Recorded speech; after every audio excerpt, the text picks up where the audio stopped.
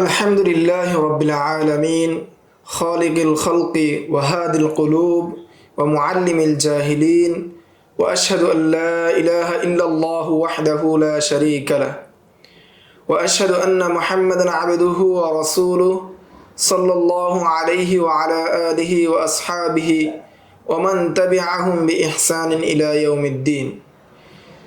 قال بعض السلف: من أفتى عن كل ما يسأل فهو مجنون. وقال التابعي الجليل سفيان بن عيينة رحمه الله تعالى: أجسر الناس على الفتيا أقلهم علما.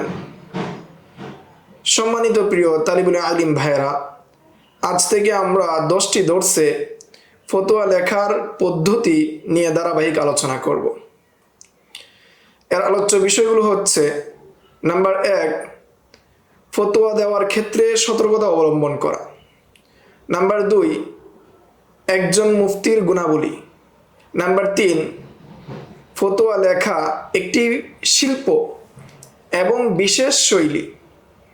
Number 4, সঠিক ও সুন্দরভাবে ফতোয়া লেখার গুরুত্ব।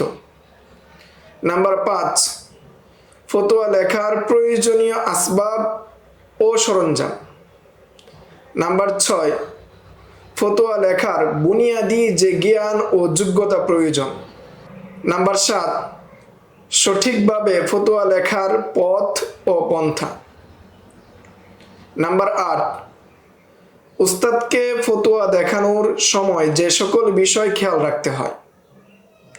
নাম্বার 9, একটি আদর্শ ফতোয়ার যেসব গুণাবলী থাকা জরুরি। নাম্বার 10, ফতোয়ার সৌন্দর্য হ্রাস হয় যেসব কারণে। প্রথমে আমরা আলোচনা করব ফতোয়া দেওয়ার ক্ষেত্রে সতর্কতা অবলম্বন করা নিয়ে। ফতোয়া একটি অত্যন্ত গুরুত্বপূর্ণ বিষয়।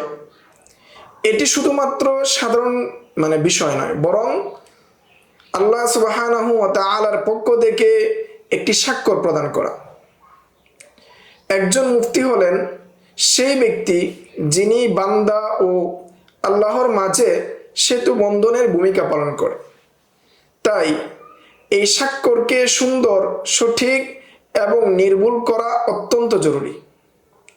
কারণ ফতোয়া যদি সঠিকভাবে প্রদান করা হয়, তাহলে একজন মুফতি বা যিনি ফতোয়া দিচ্ছেন তিনি আল্লাহ তাআলার পক্ষ থেকে পুরস্কার ও সওয়াব লাভ করেন। আর যদি ভুল বা গাফলতির কারণে ভ্রান্ত ফতোয়া প্রদান করেন, এর ভয়াবহ পরিণতির দায়ভার তাকেই বহন করতে হয়। এই জন্য সর্বদা সতর্কতা অবলম্বন করা, কোনো প্রকার ভুল যেন একজন মুফতি সাহেবের পক্ষ থেকে প্রকাশ না পায়, সেই জন্য সবসময় খেয়াল রাখা এবং আমরা যে বিষয়ে জানি না সেই বিষয়ে চুপ থাকা। এটা আমাদের অবশ্যই মনে রাখতে হবে যে আমাকে কেউ প্রশ্ন করলো, আর যেই প্রশ্ন করলো, যে কোনো প্রশ্ন করলো, সব প্রশ্নের উত্তর আমাকে দিতে হবে, এরকম জ্ঞান না রাখা, এরকম চিন্তা না রাখা। কারণ অনেক বিষয় রয়েছে যেগুলো আমরা জানি না। দুনিয়ার কোনো মানুষই দুনিয়ার সব কিছু জানে না বা সব প্রশ্নের উত্তর জানেন না। সেই হিসাবে সব প্রশ্নের উত্তর দেওয়া আমাদের জন্য আবশ্যক নয়। হযরত আব্দুল্লাহ ইবনে মাসউদ রাদিয়াল্লাহু তাআলা আনহু বলেন, মান আফতা আন কুল্লি মা ইউসআলু ফাহুয়া মাজনুন। যে ব্যক্তি প্রত্যেকটি প্রশ্নের উত্তর দেয়, সে মনে করে সে প্রত্যেকটি প্রশ্নের উত্তর জানে, সে একজন পাগল। একজন প্রকৃত মুফতি কখনোই অহেতুক প্রশ্ন বা অনর্থক প্রশ্ন বা সে জানে না এরকম প্রশ্নের উত্তর আন্দাজ থেকে দেন না, বরং তিনি গবেষণা করেন, যাচাই বাছাই করেন, প্রয়োজনে উলামা একরামের সাথে পরামর্শ করেন, অন্যান্য মুফতি সাহেবের সাথে পরামর্শ করেন, সঠিকটা জানেন, প্রথমে নিজে আগে বুঝেন, তারপর তিনি উত্তর প্রদান করেন। এমনকি বিখ্যাত তাবিঈ সুফিয়ান ইবনে উয়াইনা রাহিমাহুল্লাহ বলেন, আজসারুন নাসি আলাল ফুতিয়া আকাল্লুহুম ইলমান। যে মানুষের মধ্যে ফতোয়া দেওয়ার ক্ষেত্রে দুঃসাহস তারাই দেখায়, বেশি বেশি ফতোয়া তারাই দেয় যাদের জ্ঞান কম। যারা মনে করে যে বেশি জানি, আসলে সে কম জানে।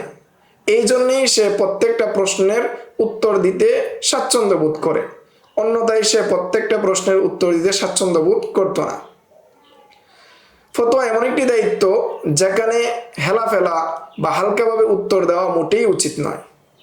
প্রতিটি ফতোয়া যেন কোরআন, হাদিস এবং ইমামগণের নির্ভরযোগ্য বক্তব্যের সাথে সামঞ্জস্যপূর্ণ হয়, সেইভাবেই ফতোয়া দেওয়া হলো আমাদের মূল দায়িত্ব বা একজন মুফতি সাহেবের মূল দায়িত্ব। সুতরাং একজন মুফতি সাহেবের উচিত প্রশ্ন শুনে তাড়াহুড়া না করা। যেখানে নিশ্চিত নয়, যে প্রশ্ন তিনি জানেন না, সেখানে তিনি বলবেন লা আদ্রি, আমি জানি না। একটা প্রশ্ন করা হয়েছে বা একজন একটা বিষয় জিজ্ঞাসা করেছে, অল্প স্বল্প জানা আছে, হালকা জানা আছে, কিছু বিষয় জানা আছে, পরিপূর্ণ ইয়াকিনের সাথে জানা নেই, সেই জায়গার মধ্যে লা আদ্রি বলা, আন্দাজের উপর কোনো একটা জবাব না দেওয়া, গবেষণা ছাড়া ফতোয়া না দেওয়া, আর আল্লাহ তাআলার সামনে নিজের জবাবদিহিতার কথা সর্বদা মনে রাখা। আল্লাহ তাআলা আমাদেরকে সঠিকভাবে ও সুন্দরভাবে ফতোয়া দেওয়ার তৌফিক দান করুন, আমিন।